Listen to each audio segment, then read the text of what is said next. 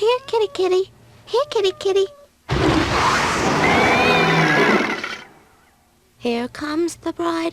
Here comes the bride. Teacher's pet. Teacher's pet. Enter the new millennium of fear. Goosebumps Series 2000 by R.L. Stine, wherever books are sold. Get ready to be scared, really scared.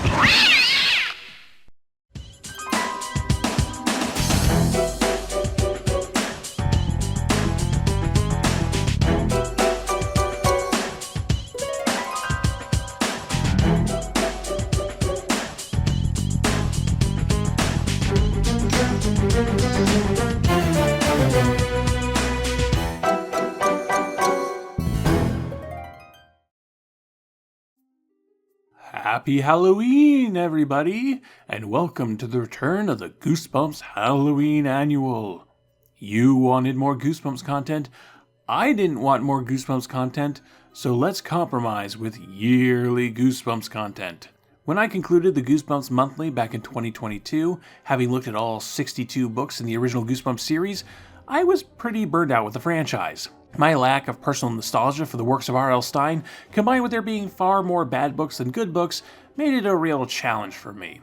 One I successfully took on, but by the end of it, I didn't want to see another living dummy or can of monster blood for the rest of my life. But now it's been over a year. I've had time to rest and reflect, and while I don't think I could stand to return to a monthly schedule, I figured I could dive back into the franchise every Halloween, as a treat for you. I've gotten many people asking me to cover Goosebumps Series 2000. Weird, clunky name. And while I normally ignore such comments, these last few months I've been cheekily responding by saying, the Goosebumps Monthly will never return, and that was technically correct. The best kind of correct. Hopefully you'll find this a pleasant Halloween surprise. So, Goosebumps Series 2000, the sequel series to Goosebumps. And by sequel series, I mean it's just Goosebumps. They just changed the name and pretended it was something different. The reason for this was simple. After years of being Scholastic's big moneymaker, Goosebumps had started to seriously drop in sales going into the second half of the 1990s, and Scholastic's stock market value was cut in half in 1997. So, in the tradition of the Blues Brothers, SimCity, and Knight Rider, they slapped a 2000 on the title to make it seem new and hip. And R.L. Stine told the press that this series would be even scarier. These books are much scarier. Kids have been writing to me asking me to make the book scarier, and that's what we're going to do with Goosebumps 2000. I mean, he did say that, but he also said this? We're not really making it more scary. We're adding scares. Same kind, only more. We were getting so much mail from kids saying, I've read 40 or 50 of your books, but I want more. So we decided to do it. Add more scares and heighten the danger. What does that even mean? Not making it more scary, but adding more scares? Stine, every chapter in Goosebumps ended with a startling cliffhanger, and your chapters were like 2 pages long. How many more scares can you possibly add? It's like watching 101 Dalmatians and going, you know what this movie needs? More Dalmatians. R.L. Stine had initially been contracted to write 40 books for Goosebumps Series 2000. Only 25 would actually be written. The franchise cut short following a series of legal battles between Stine, Scholastic, and Parachute Press beginning in 1997, meaning those court battles were going on as Goosebumps Series 2000 was being written and published. So that was probably a hostile work environment, just a smidge. So with all that in mind, let's take a look at the very first book for Goosebumps Series 2000, Cry of the Cat, published in January of 1998. Reportedly, this was going to be an OG Goosebumps book, maybe even the final book of the original series, which would have been a weird non-event of a finale, but anything would have been better than Monster Blood 4. Allison Moore is a 12-year-old girl who enjoys performing in school plays and has a large collection of mouse toys in her room. Her little brother, Tanner, is easily scared, but can't get enough of watching horror movies, Allison having to pop in and turn off the VCR when he starts screaming. She doesn't mind, though. Allison is quite fond of little Tanner. I felt so bad for him. I wanted to hug him, but Tanner won't let anyone in the family touch him. I know it's weird, but he's just going through a stage. Huh. It's quite strange for siblings to enthusiastically like each other in this franchise. It's usually that sibling rivalry that results in all those scary pranks Stein uses to pad out the page count. Wait a minute, let me read ahead. Holy crap, there isn't a single scary prank in the entire book. Maybe this is a new era for Goosebumps. Allison's parents are a little spacey, a little unaware of what's going on around them, but they seem nice enough. The Moore family is pretty nice and conflict-free, as far as these books go. Allison and her best friend Ryan are both actors in the school play, The Princess and the Jewel Thief, an original fantasy work from their teacher, Mr. Keynes. Oh boy, I dabbled in a few school plays in my youth, and original plays by the teachers were the worst. Anyway, Allison and Ryan are running late for practice, so they hop onto their bikes and book it towards the school. And just as they reach top speed, a cat suddenly comes running across the road. It happened so fast, but I saw it all.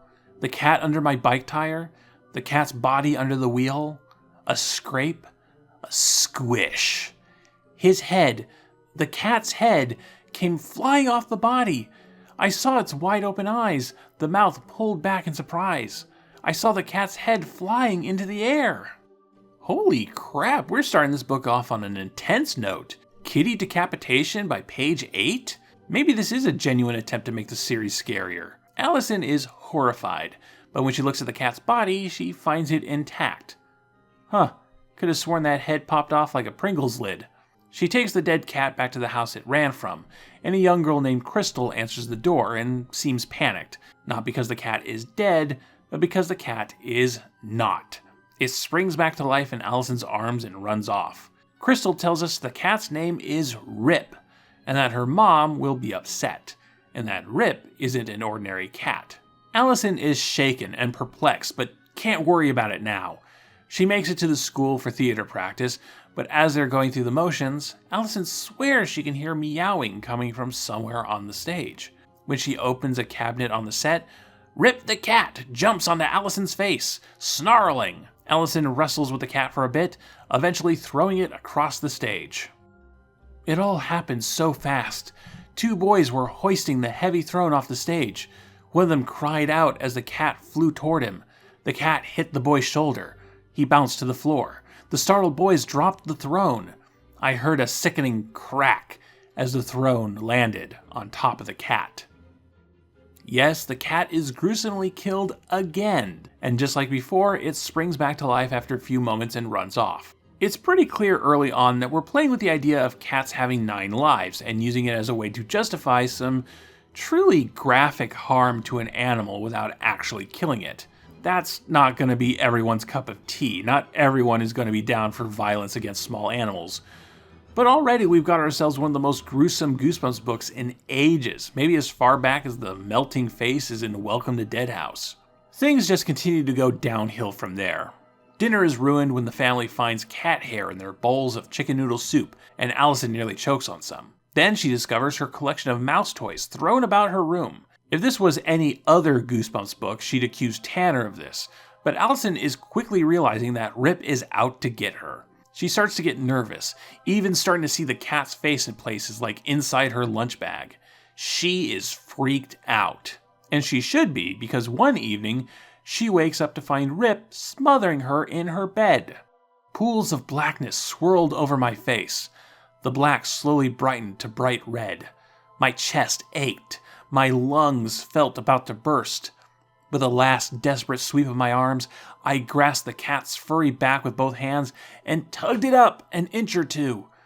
My chest heaving, I sucked in a mouthful of air. Yeah, this cat wants her dead. Allison struggles with Rip in her room, eventually throwing him out the window, the cat landing with a thud, dying a 3rd time. And just as before, getting back up after a moment or 2. In the tussle, Allison gets scratched, though the wound doesn't bleed. Odd. So being stalked and attacked by an undead cat is bad enough, but now Allison is starting to act strange after this scratch. Without thinking, she eats cans of tuna for breakfast instead of bowls of cereal. Then, during practice, Allison opts to jump off a ladder instead of climbing down, landing on her knees and hands, which, ow! It seems that since being scratched by Rip, Allison has taken on some minor cat-like behaviors. Once she coughs up a fur ball, that's it. Allison is done. She runs over to Crystal's house to demand answers, and Crystal is still very cagey. But we learn that Rip had used up 5 lives before the book began. With Allison wiping out 3 more, it means this nasty cat is on his last life. She goes to Ryan and explains what she can, but then Allison feels pulled by an unclear force to a nearby park, where the 2 kids discover a pet cemetery, which the Ramones have informed me you do not want to be buried in. There they find a gravestone that simply reads, RIP, 1981 to 1993. Aw, the poor cat must have died of a broken heart when Cheers ended. Allison starts to dig up the grave, desperate for some answers, and finds, instead of bones, a flesh and blood Rip, who attacks her. And this time, he's brought friends. The grass trembled, the ground rose and fell. I saw a wisp of black smoke float up from in front of a trembling gravestone. Another thin wisp of smoke curled up. I turned and saw snakes of black smoke shooting up from the graves, rising up over the grass, then billowing darkly out. As the dark mist circled, I began to see shapes. I saw round heads and thin legs, curling tails, floating together in the billowing mist. Cats. Dead cats, I realized.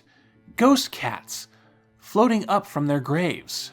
So yeah, Rip summons a ghost cat tornado that chases Allison and Ryan out of the cemetery, splitting them up. Allison goes back to Crystal's house, the only place where there might be answers, and Crystal finally sighs and lets Allison in, taking her down into the creepy basement to see Crystal's mom. And Mom, well, she's not doing too good. Mom had a woman's face, dark lips, a slender nose, dark oval eyes, but 2 pointed cat ears poked up from her stringy gray hair, and clumps of white cat whiskers bristled out from both cheeks. Her right hand, a human hand, rested on her waist, but dangling from the left shoulder of her sweater was a fur-covered cat's arm with a cat's paw at the end. A furry cat's tail trailed out from a hole in the back of her skirt. As she made her way to me, I saw fur over the back of her neck. And here the book takes a hard right turn into sci-fi horror. Crystal's mother is a scientist who experimented on a number of cats, all of which inevitably died. Except Rip. Rip kept coming back to life, more vengeful and powerful after each death. And sure, Rip was bound to the 9 lives rule, but he could restore those lives by taking the life essence out of people. Every time Rip scratched the mother, the cat would live longer, and the mother would become more and more cat-like. It's a twisted setup, and now the mother is nearly out of life force. She refuses to hand her daughter Crystal over to the cat, but now Rip, down to his last life, has its sights set on Allison, and the mother sees this as a way to save herself and her daughter. Just capture Allison and let Rip have its way with her life force. I mean, I guess, if you're short-sighted, do you know how many people in the world would pay good money to have real-life cat ears and a tail? They'd be lining up around the block to get scratched by Rip, go off and live their best anime lives. Mom and Crystal would be rich, Rip would have all the soul juice he needed, and the porn industry would quadruple profits overnight. Everybody wins. But no, let's go back to the sacrifice Allison plan. Rip and the ghost cat tornado show up with Ryan close behind. Ryan gets freshly scratched in the scuffle, and the cats attack Allison. But Allison had pocketed one of her toy mice when she was cleaning that mess in her room. So Allison tosses the mouse. And all these undead cats may be evil, but they are still cats. So they follow the movement and all pounce at the same time, tearing into the toy and anything else that might be in their way. In this case, Rip. The ghost cats claw up Rip, and then disappear.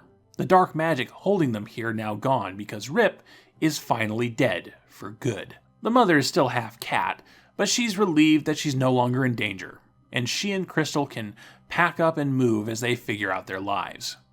Allison and Ryan are safe, but not unchanged from the experience.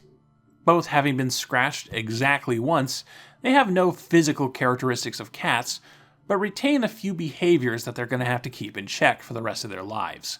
The book ends with them seeing a mouse in the grass, and they fight over who gets to eat it. Well, that was Cry of the Cat, and I gotta say, I thought it was pretty good. It is admittedly very brutish. The first half contains a lot of gruesome harm to animals that many readers are going to recoil from.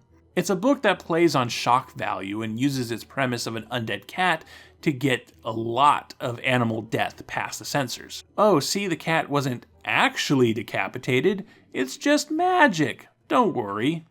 It's not clever. But it is effective. It's trying for specific violent scares, and I think it pulls it off. There's a real sense of danger here. Allison is a good girl who stumbles into an evil situation and will not get out of this unscathed. The mad scientist stuff near the end offers a goofy but ultimately satisfactory explanation as to what's going on. And the ghost cat tornado is just a really cool visual. I'm as disappointed as you are that I don't have a substantial rewrite for this one. There's a few odd moments. Throughout the book, Tanner is watching a movie about an evil cat called Cry of the Cat, but this has nothing to do with the plot of the book, and I'm not entirely sure why these moments are in here. They're just weird, sorta, but not really meta moments. But those aren't that big of a deal, and there's not much I would change here. It's pretty polished. And there's a reason for that, because R.L. Stine worked on Cry of the Cat more than he probably worked on any other Goosebumps book ever. Samantha Cooley says, which book was your favorite to write, and which book took the longest to write and publish? The one that took the longest? Yeah. I don't know. There was the very first Goosebumps 2000 book was about a cat. I'm a dog person. And it was about a cat. What was it called? Scream of the Cat? Something. I don't know. And no one liked it. And I had to write it 3 times. I had to write 3 different versions of that book. Imagine being so out of touch with the normal process of writing and publishing books that you're flummoxed by having to do more than one draft. So Scholastic really pushed to make this book as good as it could be, which makes sense if it's going to be the premiere of a new series. But there's more to it than that, because the idea of an evil cat terrorizing kids seems to be something R.L. Stine really wanted to write, because he kept writing it. In the short story compilation, More Tales to Give You Goosebumps, published in July of 1995, we saw the story The Cat's Tale, in which a young girl takes in a cat, only to discover that it's evil and wants to steal the girl's life force before it uses up its 9 lives. The girl starts to acquire cat-like behaviors like craving tuna, and there's even a scene where the cat tries to smother the girl in her sleep. I tugged at her with all my strength, but I couldn't budge her. I started to feel dizzy and weak. The room spun around me. I struggled to get air into my lungs. I grabbed at Misty's fur, but the cat pressed even harder against my face. Beads of sweat dripped from my forehead. My skin turned cold and clammy. Finally, I curled my hands around Misty's neck. I ripped her off my face and held her far from my body. Then I gasped in breath after breath. But wait, there's more! Over on the Fear Street side of things, R.L. Stine published a book simply called Cat in May of 1997. This book tells the story of a young man who accidentally kills a cat, and it comes back to haunt him. And there's a strange girl who seems to have a connection to all of this, and it turns out, oh no, she's part cat. Stine seemed really attached to this evil cat premise, and Cry of the Cat is his ultimate take on it, combining elements of both the Cat's Tale short story and the Fear Street novel Cat, with a bit of Stephen King's Pet Sematary thrown in for spice. And then Scholastic made him actually do multiple drafts, and the end result is a shocking, visceral horror story that I quite enjoyed.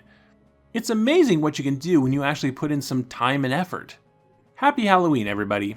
In a world that's scary enough on its own, I hope you find some comfort in the spooky and the macabre. The Goosebumps Halloween Annual will return next year with Bride of the Living Dummy. Hope to see you then. In the meantime, I give Cry of the Cat a toy Gumby out of 10.